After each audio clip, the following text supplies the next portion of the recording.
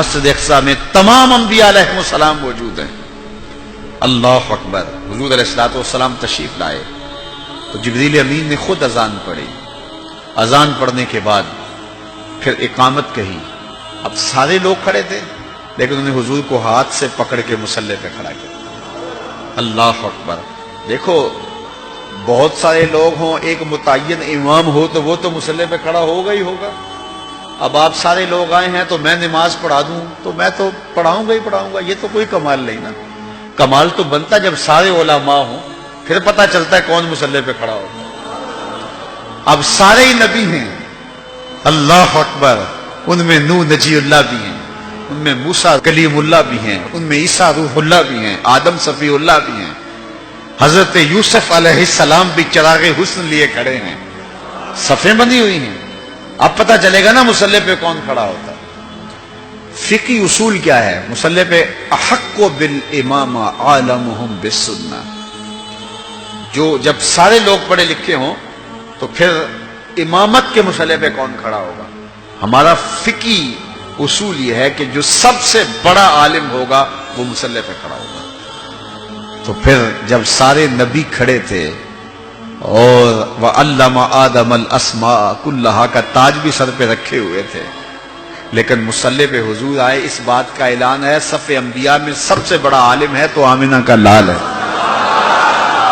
اچھا سارے اگر عالم ہوں تو پھر امامت کا حقدار کون ہوگا؟ ثم اورعہم، جو سب سے متقی زیادہ ہو وہ مصلی پہ کھڑا ہو۔ اللہ اکبر۔ اب ہزار مہینے تک جو ہے وہ عبادت کے لیے کھڑے ہونے والے انبیاء بھی موجود ہیں، لیکن مصلی پہ کون کھڑا ہوتا ہے؟ حتی تتورم قدما، وہ محبوب کہ جب وہ مصلی پہ کھڑا ہوتا ہے رب کہتا ہے چادر اوڑھنے والے محبوب ساری رات جاگا نہ کر، کبھی سو بھی لیا کر۔ اس محبوب کو مصلی پہ کھڑا کر کیا جا رہا ہے۔ اچھا اگر سارے متقی ہوں تو پھر امامت کا حقدار کون ہوگا؟ ثم اقرأہم، جس کی قرات اچھی ہو، جو پڑھتا اچھا ہو۔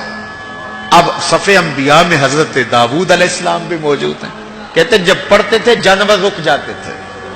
اللہ اکبر۔ اللہ نے ان کو جو لہجہ دیا ہوا تھا، لیکن مصلی پہ حضور کو کھڑا کیا جا رہا ہے، اس لیے کہ حضرت ابو موسیٰ اشعری رضی اللہ تعالیٰ عنہ فرماتے ہیں فجر کی نماز تھی، حضور تھے، سورہ والضحیٰ کی تلاوت تھی، ابھی تک نشہ ہی نہیں اترتا۔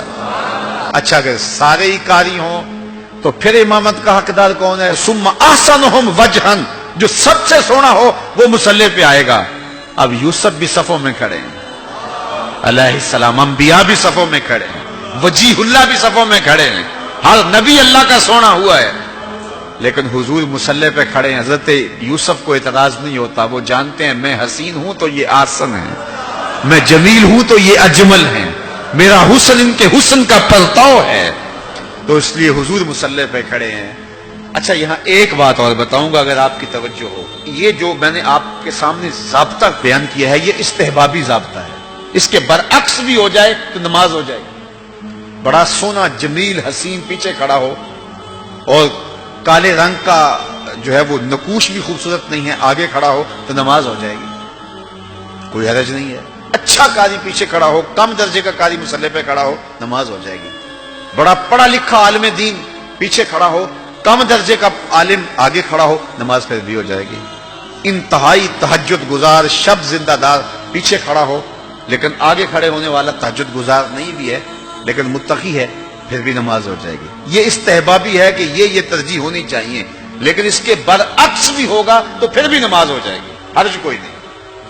لیکن ایک وصف ایسا ہے، ایک ترجیح ایسی اگر وہ نہیں ہوگی تو نماز ہی نہیں ہوگی، اور وہ کیا ہے؟ جنسی تفوق۔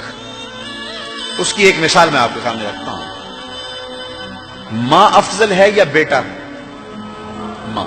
پھر ماں قاریہ بھی ہو بیٹا قاری نہ ہو، ماں عالمہ بھی ہو بیٹا عالم، ماں حافظہ بھی ہو بیٹا حافظ نہ ہو، اور ماں متقیہ بھی ہو بیٹا متقی بھی نہ ہو، اور ماں سب سے زیادہ پڑھی لکھی ہو اور بیٹے اس درجے پہ نہ ہو، اور پھر ماں ہونے کے ناطے سے شرف بھی ہے۔ اب گھر میں بیٹے کوئی ماں کے پاؤں دبا رہا تھا، کوئی ماں کے کندھے دبا رہا تھا، کوئی ہاتھ چوم رہا تھا، چلتے چلتے اذان ہو گئی، باہر شدید بارش ہو رہی تھی، پروگرام بن گیا گھر میں نماز پڑھا لیں۔ مصلی پہ کون کھڑا ہوگا؟ ماں یا کوئی بیٹا؟ افضل کون ہے؟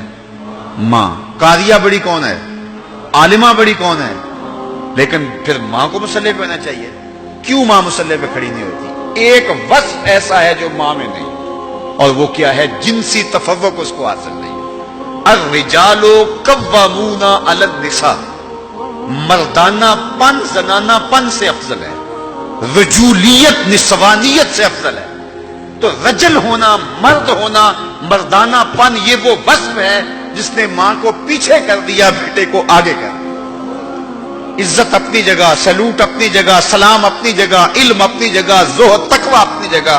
بیٹے کہیں گے امی ہاتھ جڑے ہیں، تیرے پاؤں بھی چومتے ہیں، تیرے تلووں کا دہن بھی پیتے ہیں، لیکن یہ ہماری مجبوری ہے، مصلی پہ ہم نے جانا ہے، اس لیے کہ جنسی طور پہ فضیلت ہمیں حاصل ہے۔ میں کہتا ہوں سارے فضائل حضور کو حاصل تھے، سارے کمال حضور کو حاصل تھے، سارے نبی بھی پیچھے کھڑے ہو گئے، جبریل ہاتھ باندھ کے عرض کرتا حضور ساری عظمتیں اپنی جگہوں پہ، لیکن میری مجبوری ہے کہ میں نور ہوں اور آپ بشر ہیں، اس لیے مصلی پہ کھڑا ہونا میرا حق ہے، مجھے جنسی تفوق حاصل ہے، میری مجبوری ہے، ادب سے ہاتھ باندھ کے عرض کرتا ہوں آگے کھڑا ہونا میری مجبوری ہے۔ لیکن جبریل اقامت پڑھ کے پیچھے کھڑے ہو گئے، حضور کو آگے کھڑا کرے کے اس بات کا اعلان کیا کہ وصفی اعتبار سے بھی حضور افضل ہیں، جنسی اعتبار سے بھی حضور